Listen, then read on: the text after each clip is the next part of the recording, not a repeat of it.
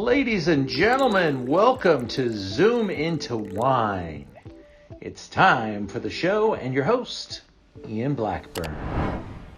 We're going to have special guests join us in just a moment, but while we're getting ready to take off here, thank you for joining us.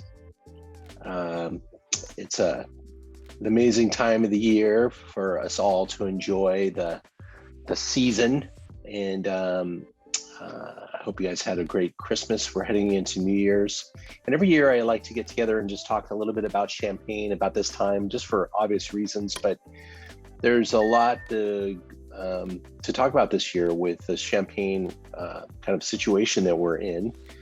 Basically, it started quite a few months ago. When you go back in time, Donald Trump put some tariffs on imports from France. And so all the importers basically brought in large allocations of the wines that they imported prior to the tariffs. And then once the tariffs went on, began to import very little as needed. And the tariffs did come off towards the beginning of last year, but we were already in now a container crisis. So there was very little coming in this direction. But then you couldn't rectify it because there weren't any containers available to catch up. And so the wine industry is a bunch of small importers. I mean, hundreds of them. In fact, tonight we are going to be joined by one of them, and he can tell you some of his stories and how the containers that used to bring in for $1,000, $2,000, $3,000 are now $25,000 to $30,000 to bring in a container. And so a lot of people are opting not to bring stuff in, and that's kind of where we are at. And even the big companies just are reluctant to pay those type of bills. They don't have those type of budgets to do that. And so I think we're in a bit of a champagne squeeze, and everything that you might think of that has a brand name is probably, if not already, sold out all the way through the food chain, about to. There's nothing in inventory at the major importers from the big houses for the most part. There are a few that had some other options because maybe they're American-owned import company, and they're nationally distributed, and they had some stockades here to kind of ride the storms. But the small importers bring in what they think they can sell within a reasonable period of time and don't usually like to carry inventory over multiple years. So that's where we are at. And if I, as a retailer, wanted to go out and try to buy some more champagne, very few are remaining for me to pick from. And if it's probably a lot of things that most people have not heard of. So it's good for the entirety of the category because some brands are going to get some attention this year that maybe we haven't spent a lot of time on in the past. But the real famous marks, I'll give you a good example, Dom Perignon, forget about it. The little bit that came into this country went straight to its number one customer, Costco, and a number of restaurants that had supported the brand, and it's pretty much all gone and spoken for. And so it moved through things fairly quickly. So I started to diversify about 6 months ago. We started to bring in a large number of small grower producers and find which ones would maybe have the most appeal. And we've had some really amazing Zooms on the topic. We've tasted a lot of the great sparkling wines that maybe you hadn't heard of before. And tonight I decided to not reward one of the big houses that were playing these games, but to really go out and find something special that we could talk about. And quite honestly, I think in the long run, this is a house that we can spend a little time decorating a video, putting it on YouTube. And in about 5 years, someone's going to look back and go, that guy was a genius. He was talking about this wine 5 years ago. Because this is the type of wine that we probably should have found out about for a while. And it's a smaller producer. It checks a lot of boxes. family owned and operated, a really top reputation. And it's really kind of something that the inside Champagne people have known about for a while, but the rest of that's usually where all the wine gets sold to the few folks that have heard about this brand and know about it from reading the geeky pages of the Champagne reviewers and things like that. So with that, I would like to introduce you to my friend Jerome Bruno. Hello, Jerome. Hello. Good evening, everybody.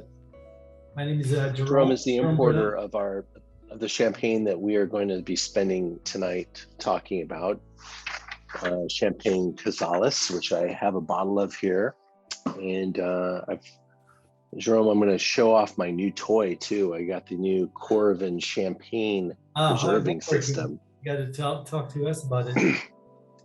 Well, just really quickly, it's this fancy device that unlocks. You put it on top of the bottle, you lock it, which has got quite a clip on it. This is not the type of clip that's just going to fall off casually like those metal devices, those torture devices that we have. And then you take the Corvin unit, and it's got a gas station, and you just plug it in, and on the side of the unit there's a little light that boop, and all the champagne gas has been replaced in the bottle. And I've got about 2 weeks with this wine, and I can open it multiple times. I said that out loud. This is my first time using it, so we'll see how it goes. But I will be producing a video with the device in the coming days, as soon as I don't sound like I have a sock shoved up my sinus. I doubt it's going to take you 2 weeks to drink that bottle of Cazalis, though. No, I know. I'm going to have to put a couple of bottles in the refrigerator to see how they handle the 2 week time. But Jerome, I introduced you as the importer of our wine tonight, Champagne Cazalis. Our friends that are on the Zoom, they could be drinking anything. If you do have the wine, welcome to drink it with us. But if you're not drinking that particular wine, please ask any questions about sparkling wine or champagne that you may have. Just my real quick 100-yard Champagne lesson. First of all, Champagne is from Champagne, France. We are all on the same page there. The wine that we are going to taste tonight is a Blanc de Blanc, which means it's 100% Chardonnay. And the Champagne has some really strict rules that make the Champagne wines very special and quite dear. Hand harvesting, for instance, everything has to be hand harvested. Not true in areas like Prosecco or in Cava. You've got very low yields, which are regulated, and so the yields per pounds per vine very, very low. And so quality is all what Champagne's always been about. And then they have rules about age requirements. And this particular wine kind of blows all the rules away. Tonight we're going to be tasting a 2012, which was in tirage till I believe 2021. So quite an extended period of time before it was disgorged and sent over. And Jerome, how long have you been associated with the brand? So when I started La Grenouille, I started with a pretty happy peak of 3 champagne producers, and Cazal was among these 3. So that was in late 2013, and officially the first bottle came here in 2014 with the one of the first vintage produced bottled as Clos Cazal, which was the 2002. So she's I can give you a little bit the history of that particular wine and of the estate, but it's the history goes back a long time. But that particular cuvée has only been released really a handful of time, because it's been released only in great vintages. And I believe the first ever bottling might have been 1995, and then you need to wait 99, I believe. Then 02, 04, 5, 06, 08, 2010, and now we just reached 2012. Wow. So that's it. Just a few. And they do make some other cuvées, correct? She makes other cuvées, yes. So the history of the domain, maybe I should start. I should start there briefly. Yes. Did you have a chance to see the PowerPoint that we made for you? Absolutely. Do you want to put it in? Or Do you want me to open that up? I can do that. We can do that if everybody wants to show this. So give me 1 second to find it. I'm going to go through over hundreds of years fairly quickly, but it starts as it should with a love story. So you have basically a cooper. That's the story of a cooper that is making barrels for winemakers. It's coming from the south of France, and he's becoming like quite successful selling his barrels in Champagne. And as he's making a few trips there to sell his barrels, he falls in love with a local girl and decides to stay. He's quite successful and starts basically purchasing his first ouvre, his first acres of vines in Champagne. So that was in the late 1900s. I forgot the date. I think it's 1897. Thank you. 1897. Yes, sir. In 1897, so that's the beginning of the family in Champagne per se.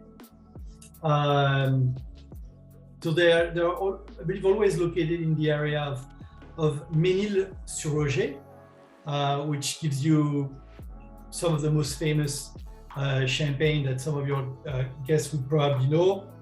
They are the facility is actually located on the same parking lot that de la Motte. So you have like Salon, for example, is right across the street. You can take a champagne cork and throw it into Salon's garden. No problem, it's right there. I mean, all these top estates are just a few meters from one another. And the family developed from there, basically. But in the 19, forgot exactly the date, I would say 1954, but maybe 57. In the 50s, they have a chance to acquire what used to be the Château d'Auger.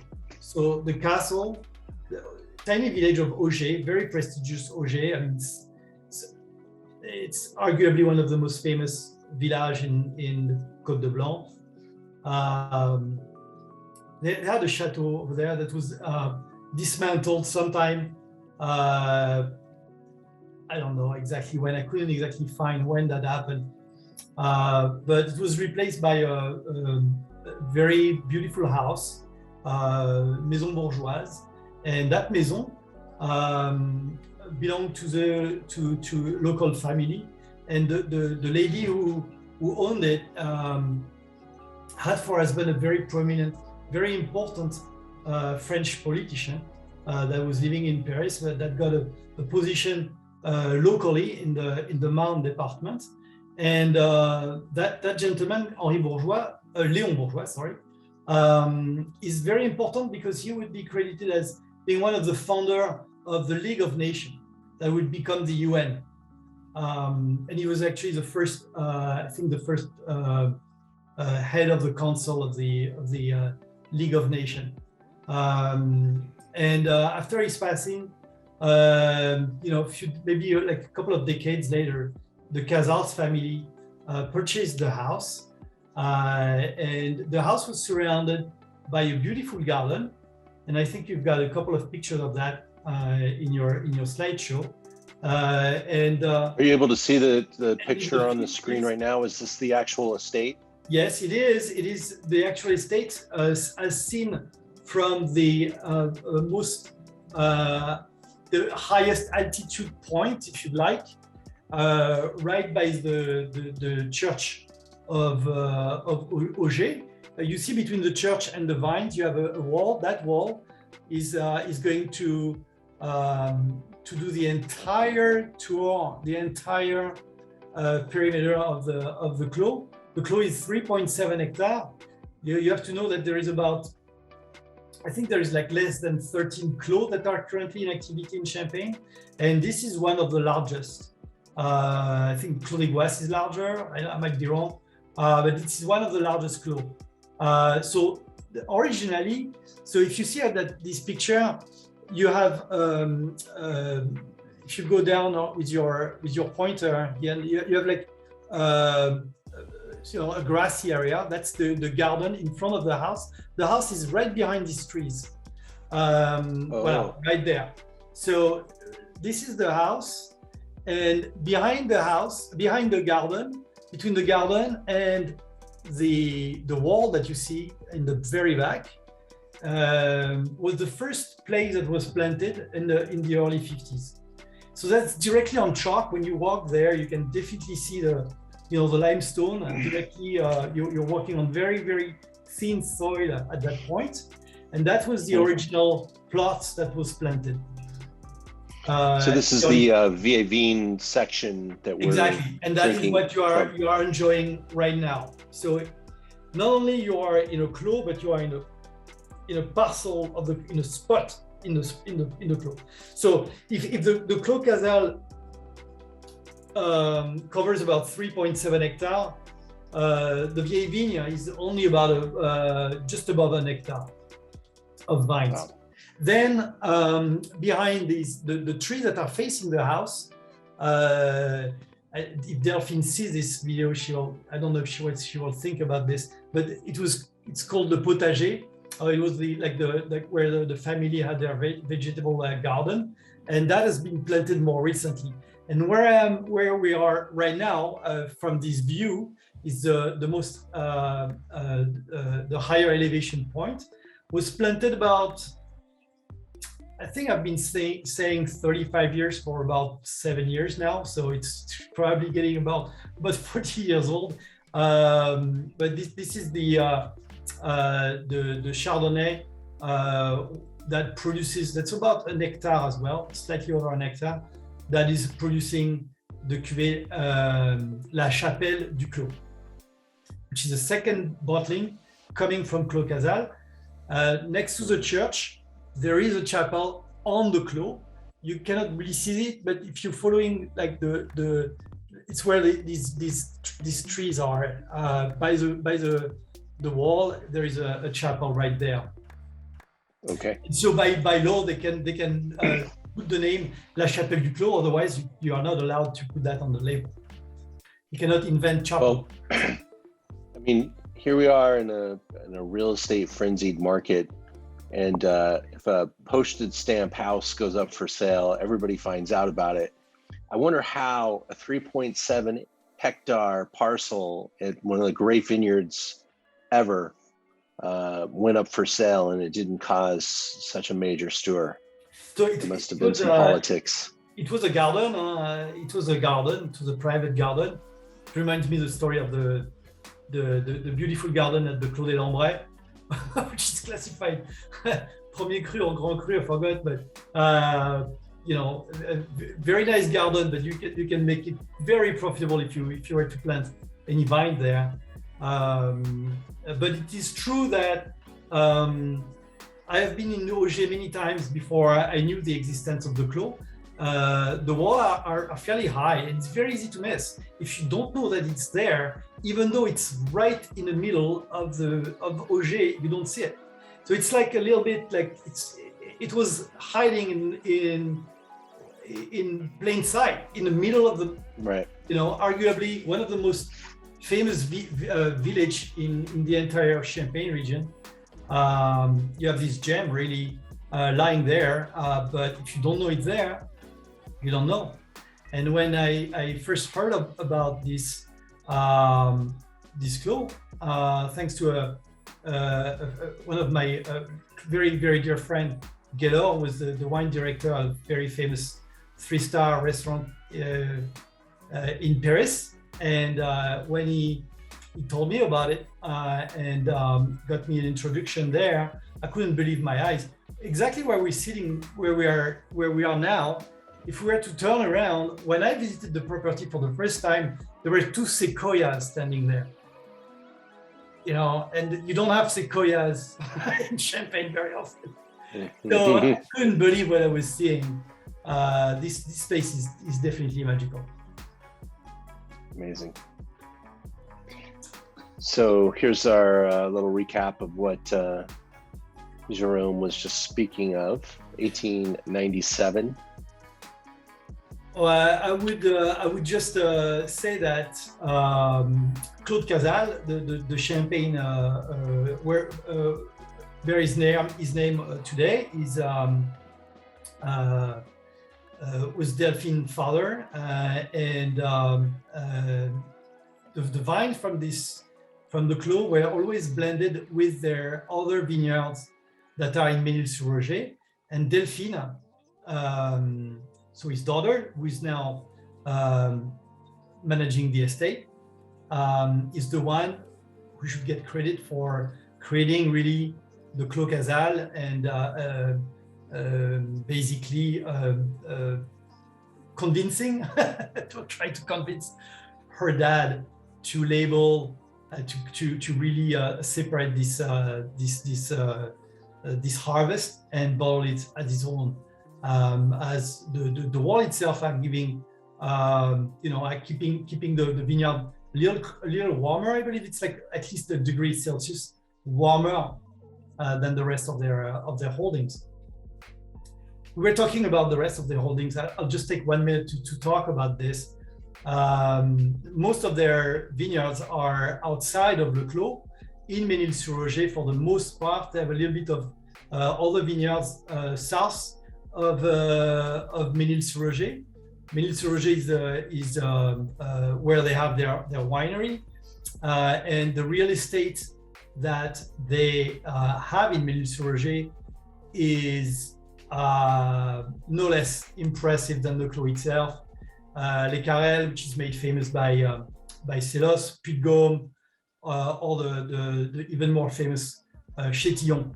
They have a very important part of vineyard there that goes into their other cuvée that we'll discover one of these days. But it's all Chardonnay at extremely well located areas. Incredible,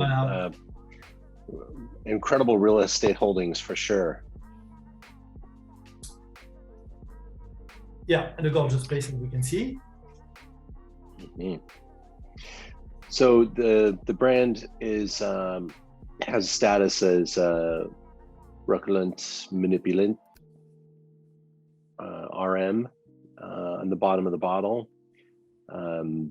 You may know that some of the bigger brands would carry an NM or Negociant Manipulant because they negotiate for their fruit. But if you grow and bottle your own fruit, you can be an RM or a grower, producer. And that's what we're talking about tonight. And Jerome, if you can improve my French and improve the pronunciation, please do. So far, so good. All right. Lucky. So just a little video that we could maybe talk over as I play it. The house. Yeah. So the gentilhommière, which you need to be, you cannot just walk in there. It's obviously an invitation only. Madame Casal, Delphine mother, inhabit the house. It's a beautiful place, and under that house is obviously some spectacular old cellar that I've been lucky enough to visit. So you see the garden where Delphine used to play as a child. To the left, you see the old vines. Now, forgot the name of the church, but here you see the remaining, the sequoias were still there when the drone was invited. The sequoia, unfortunately, have suffered from lightning. This is the old vine. This is the door. This is the road that takes you to Auger. To the north, across towards Épernay.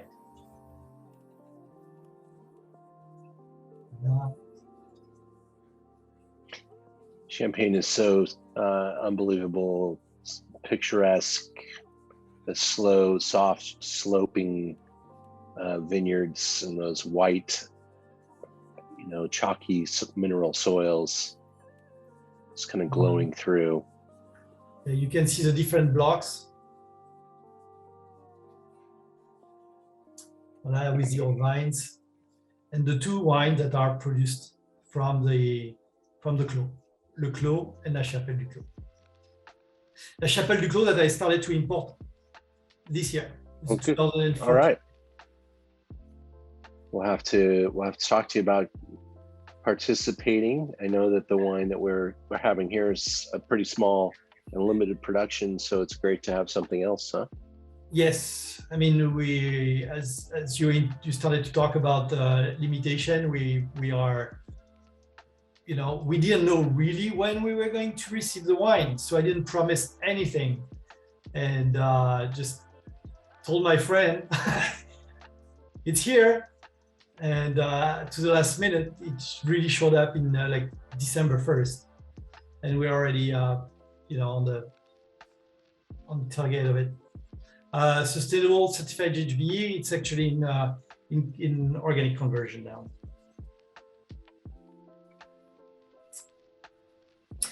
Voilà, Delphine, with the winemaker, the head of the estate.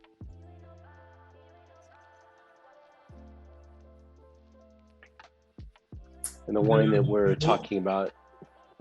Voilà. So depending on she doesn't keep one recipe, so there is a few things that's going to change from vintage to vintage. But let's talk about what remains.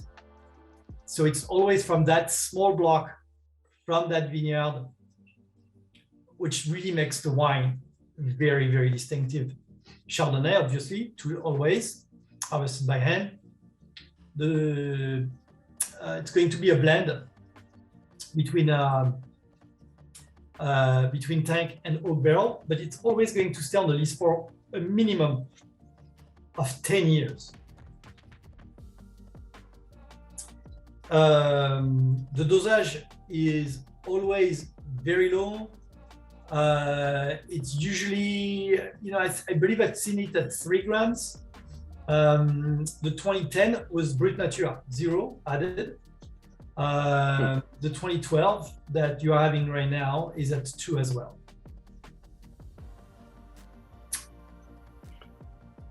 And you could have Brut Champagne up to 12 grams, right? Is that the number? I believe. Yes. I think it is. I think it's Brut holds up until 12 grams. Yeah, which is not uncommon for the Grand Marque. They are usually between 9 and 12. Yeah, most of them say they're between 6 and 9, but the category goes until 9 under the Brut area. And this doesn't actually. This says extra Brut, which is I believe below 6. 0 to 6. 0 to 6, yeah. Yeah. So, and so on the label itself, it's not only stated as Grand Cru, it is Vieille Vigne, of course. It is from the Grand Cru of Auger. It is from a single clos. and it is Blanc de Blanc, and it is categorized as extra brut. So lots of little details here that maybe didn't matter 20 years ago, and today has become the new era of champagne with a lot of subtle detail to capture about each of the wines. And in fact, I noticed too, the back label, yeah. You will find the disgorgement date, which should be July of 2021, yep. Because you can, it's rarely the case, but you can have even even this clos could have potentially two different disgorgement dates. You can have, and a bottle numbering, is that a bottle number by chance, or is that a lot number? I think it's a lot. I might be wrong. A lot number.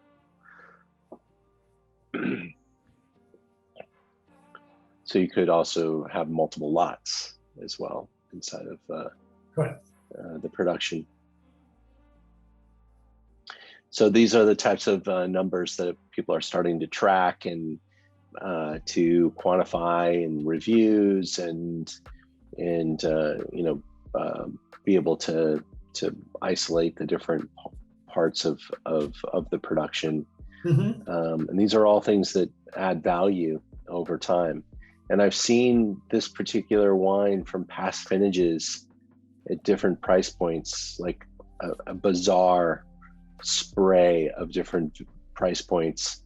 I've seen this wine as high as $700-800 a bottle, I think, for the O2. Is that something you've seen? I see them only go up in price after cellaring. There is a few magnums as well that get produced. Always a good idea when thinking about aging these bottles. But yes, and also I imagine that as times go by, some vintages are going to be more thought after than some others. Even though Clos Casal is only bottled in exceptional vintages, and the scarcity of because you're thinking like in Burgundy here, you are in a defined space. It's not like you can take another vat that comes from a different holding of yours and blend it in because you want to boost up a little bit the production. You have what you have. You can't make more. You have an hectare, and then you do the best you can to make the best out of your vintage. Daniel and Miyuki, are you guys drinking the wine with us tonight? Is that what you guys are drinking? We're not drinking this particular bottle. We're drinking another bottle of sparkling wine, not champagne. We're saving this for New Year's. Okay. So. Okay, cool. So I did send you one of these. Is that right? Yeah. Okay, great. Well, I'm going to tell you what I see in the glass. And Jerome, I'm not sure when the last time is that you had a chance to try this wine. I know it's only been in your possession for a little while, but I'm sure you visited it. I've been lucky. Yeah. Well, there's certain things that I love to look for in champagne, and certainly having a great vintage, great producer is a special treat. Not all champagne is vintage champagne. Very little of it, in fact. So getting to know a little bit about the character of the vintages. 2012 would be considered a very good vintage. And Blanc de Blanc being 100% Chardonnay from this particular house, where they've both used a little bit of malolactic as well as some different type of aging vessel. Do you know the barrel that's being used here? Is it older, larger? Yeah, it's older. She doesn't need any octane So these are like neutral barrels, larger size. Neutral. Right. And so you get something that's going to have some different type of complexity than most champagnes don't see time in wood. Some do, some higher end vintage wines do, so the category gets a little more narrow. But then you're looking at that long time in the bottle between the vintage date and the time that the wine was taken off of the lees in the bottle. All the wine was put in the bottle, put in a temporary cap, was put on that wine, and it was left in the cellar from 2012, basically whenever the wine was put in the bottle. Probably by 13, it was put in the bottle after going through oak barrel fermentation and all that. So it sat in the bottle until July of 2021. So that time really started to allow for that yeast to basically disintegrate, and it creates the autolytic character that you can immediately pick up on the nose of the wine. Also the slight advancement in the color. We got something that's pretty magnificently gold. It's not showing old by any means. It's a youthful gold color, but it does express that the wine did see some time in a container like a wood barrel, because otherwise a 8-9-year-old champagne wine wouldn't have this type of color unless the wood allowed for the oxygen contact. And you got that full richness, which presents itself in the weight of the wine as you pour it. You can also really see this incredibly pinpoint mousse, this super detailed mousse. Really, I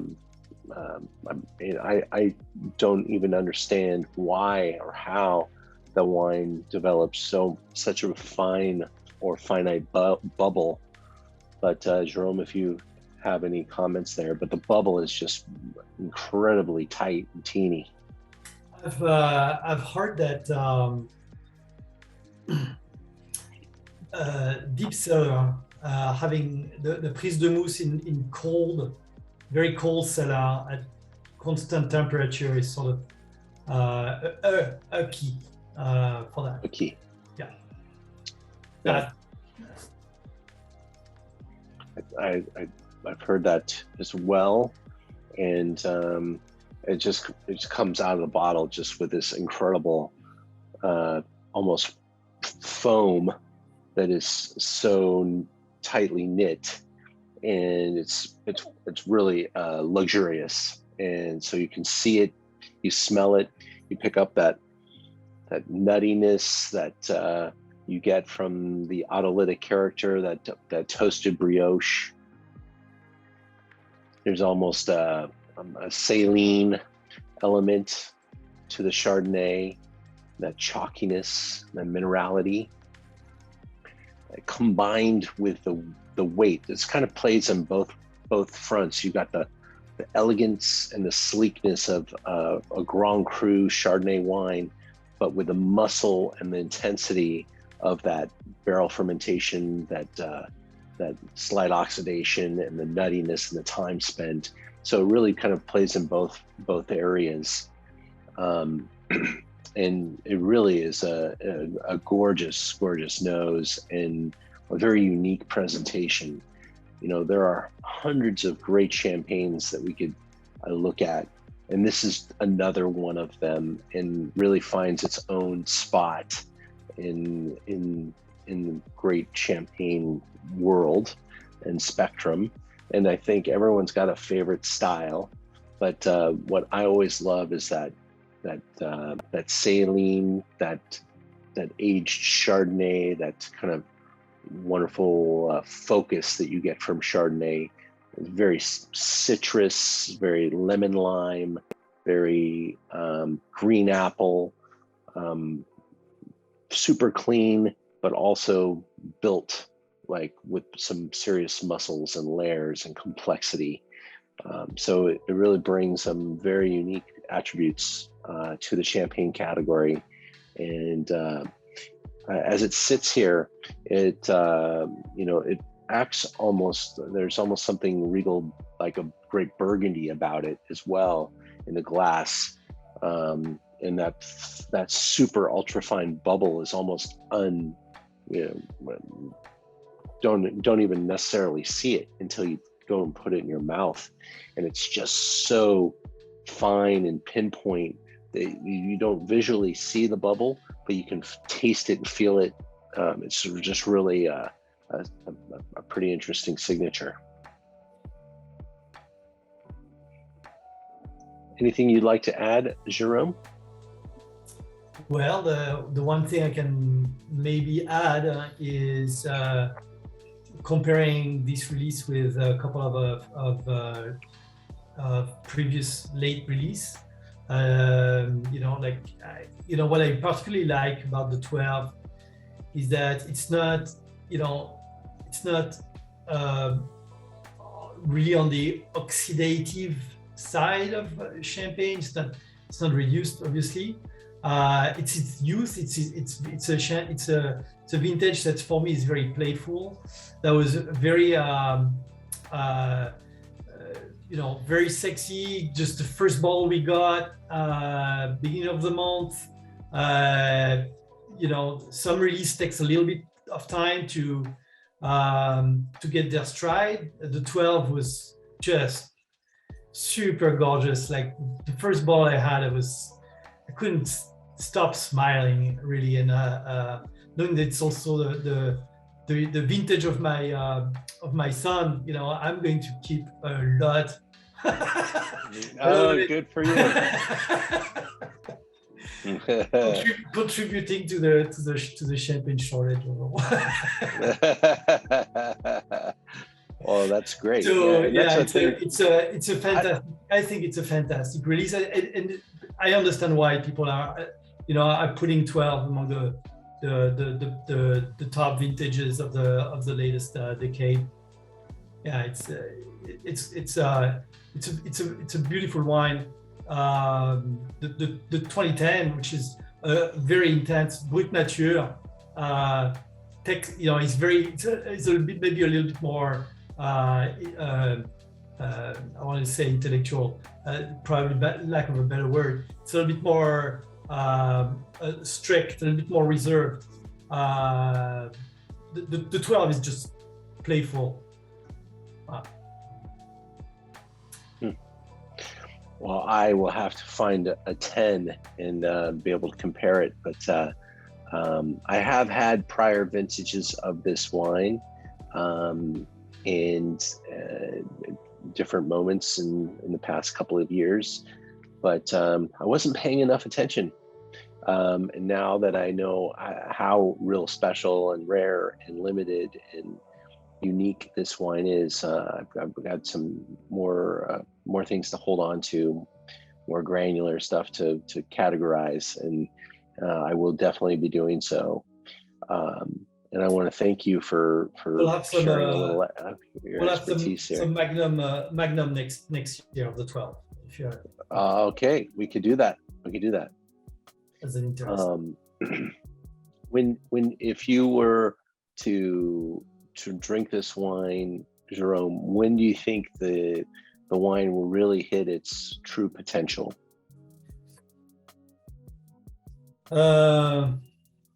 It's hard to say, but I want to say again that I'm having a hard time not to drink them all right now. So, and I will be able to answer this question hopefully over the next couple of decades, because of my intention of opening at least once every March 24th. But joke aside, I think I would be very very happy to taste it in about 4 or 5 years, see how it evolves, and then take it from there. And it's always been a pretty good investment strategy to buy some champagne and put it down for a decade. I've never lost money doing that. The wines appreciate as well, if not better, than pretty much any wine on the planet. And champagne really does age beautifully. And this is the type of wine, the type of champagne that you'd really want to lay down, because it's vintage, because of its Grand Cru and stature, because of the way it is built. This wine will have different evolutions. And like Jerome said, it's so much fun to drink it now, but we don't know how, what that moment might be, that it all of a sudden achieves another layer, another a characteristic where things start to marry differently and become more in unison and in sync. But right now there's certainly a lot of information here, and it's laid out in a very quality way. And I'm really enjoying it in its present state, but I definitely would love to taste it in that 5-year number. Seems about right to really get to that next level, to that next evolution. And champagne's very capable of having multiple different layers and levels over time. And if you have a chance to revisit wines from, say, the 1980s or early 1990s, here we are talking about a wine that's 30 plus years old. And those wines are just insane with the type of characteristics that have been achieved with a 30-year number. And I'd love to see where this could go in 20 to 30. That would put us out in, say, 2040 is a good goal. So maybe we get there and we can look back and remember tasting multiple vintages of this and gathering some pieces of information and being able to really cruise through our own personal Rolodexes of champagne facts and figures and the memories that we combine. And that's what drinking great wine is all about, is kind of having a little bit of a wall to gather these facts and figures and to compare and contrast and to check, the last time I tasted this, or the past vintage that I got to try this, or what has happened in champagne in the world, and what type of technology have people started to use, and how is that Corvin impacting the champagne world, and little things that make the wine world kind of interesting and continue to compel us to go forward and make more investment in this category. Champagne is certainly a big focus for me and my little store, merchantofwine.com. So do check out our nice, but will continue to grow and expand in the champagne category, probably more than any other, because it is such a joy, and it really is a category to get lost in. And so I plan on getting a little lost in my champagne category, and I hope you guys will join me. And please do check out all of our Zooms. Every Wednesday we get together and talk about some category. Sometimes it's about value, sometimes it's about really high-end collectibles, and sometimes we just do a little compare and contrast on some different wines. But we're always trying to put interesting content out there for everybody. And depending on what level you're at, there's some of these Zooms might be more applicable for you on certain dates than others.